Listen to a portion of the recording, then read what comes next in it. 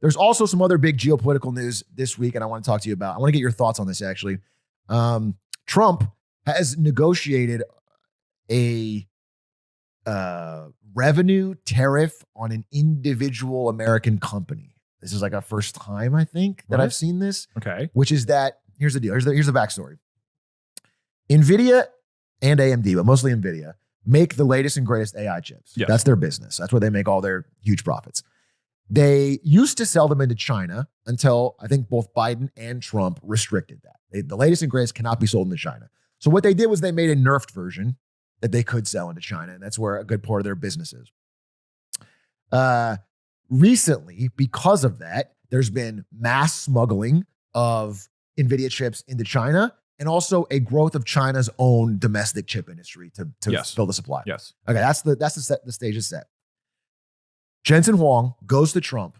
I think he's played this pretty masterfully. He says, listen, we need to sell these chips to China. Otherwise, they're going to just end up buying our competitor, like building a competitor. Okay. And you can make some money on it because I know you love tariff money. Yeah. So you can tariff us 15% of our revenue of whatever we make in China. Okay. This is the idea. So so Nvidia and AMD now can sell the latest and greatest chips to China, but 15% of the revenue goes directly to the US government from the corporate profit, which is strange. It's a strange situation.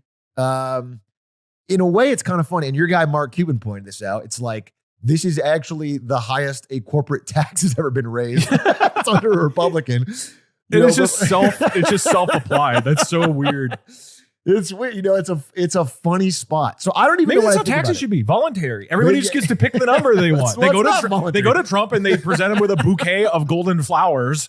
Like what's his face did? Tim Cook did. Yeah, showed up with a gold bar. And they do that. They give him flowers and they say, please, my liege, a 10% tariff.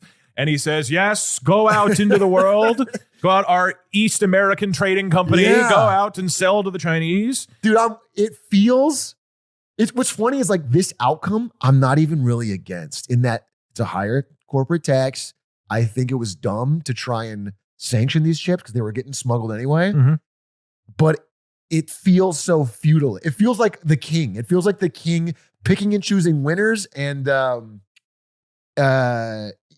just you have to pay him. You have to like go and bow and scrape and like get a deal with the king so you can get. So I don't like the method, but I'm not actually a huge hater of how it ended up.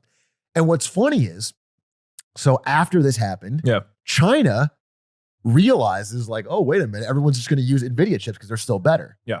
So they go around to all the big Chinese tech companies and warn them, don't buy the NVIDIA H20s. Right.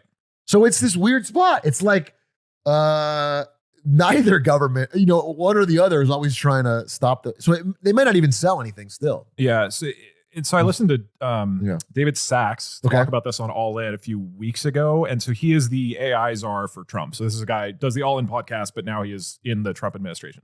So he is largely dictating AI policy. So his argument is basically the same as Jensen's, which is broader